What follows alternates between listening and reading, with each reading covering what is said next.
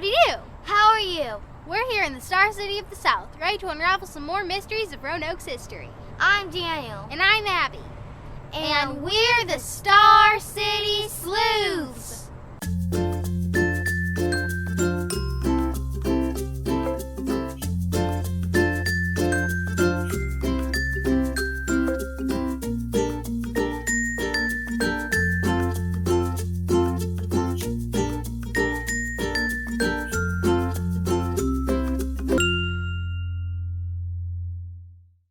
Today we're visiting the Winston Link Museum located at the old passenger station in downtown Roanoke. Before we tell you about the man called Winston Link, you need to know a little history.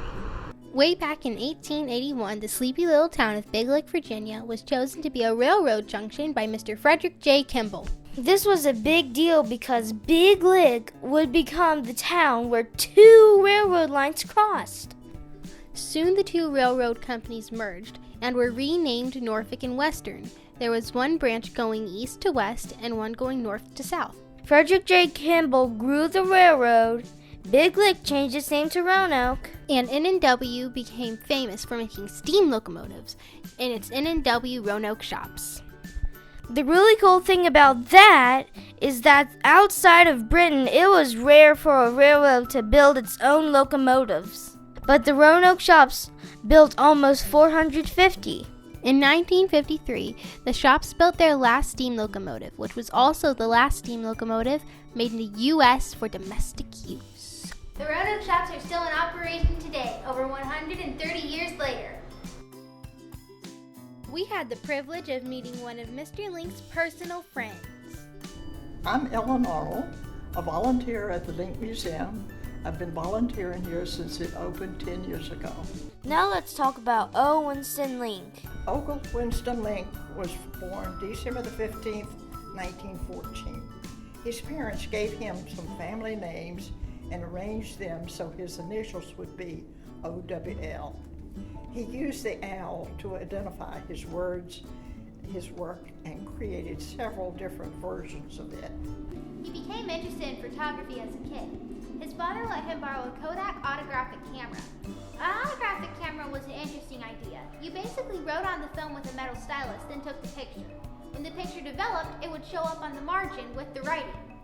High tech! He loved taking photographs, and when he became a teenager, he built his own photographic enlarger to make his pictures bigger. Then he went to college and got a degree in photography, right? Nope, he got a degree in civil engineering to build, and he learned how to build strong roads, bridges, and buildings. He continued taking photographs, and he worked on a school's newspaper, and when he graduated, he got a job as a photographer in a public relations company. It was there he learned the fine art of making posed photos look candid. Link began his commercial work in 1937 as a photographer for a public relations firm in New York City. In 1946, he established his own commercial photography business. Later, World War II involved America, but Winston couldn't join the military because he was partially deaf.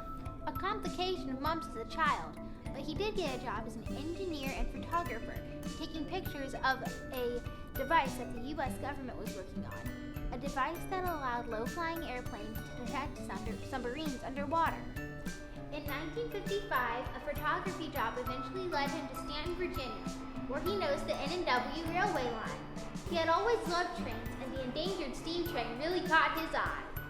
He took his first nighttime picture of a steam train in 1955 in January. And by May of that year, N&W announced that they would be switching to diesel. So Winston's photographs would tell the story of the last days of steam. He liked to take his railroad pictures at night. So he said, I can't move the sun, and the sun is always in the wrong place. He can't even move the tracks. So he had to create his own environment through lighting. He had a special look in mind and had to develop a way to make it work.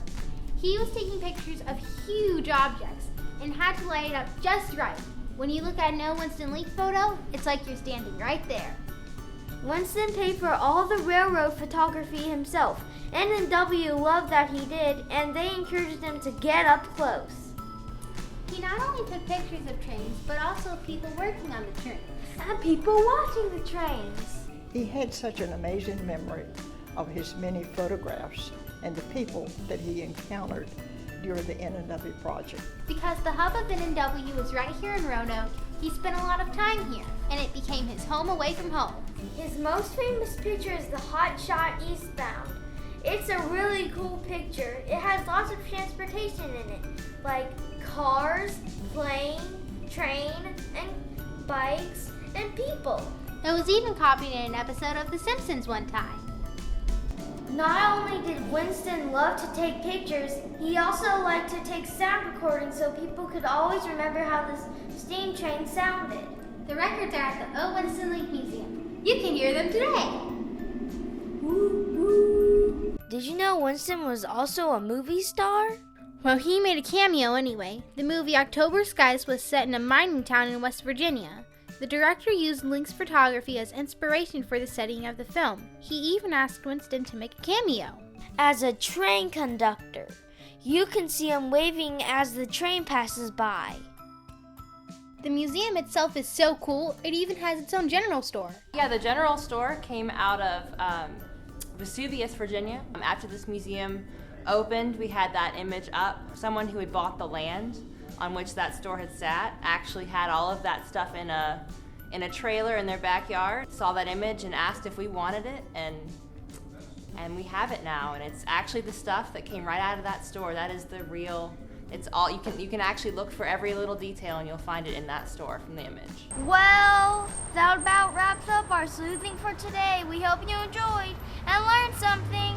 Please subscribe to our YouTube channel, Star City Sleuths. Like us on Facebook and check us out on Spreadshirt. That's www.starcitysleuths.spreadshirt.com. And tell all your friends. And we'll see you next time on Star City Sleuths!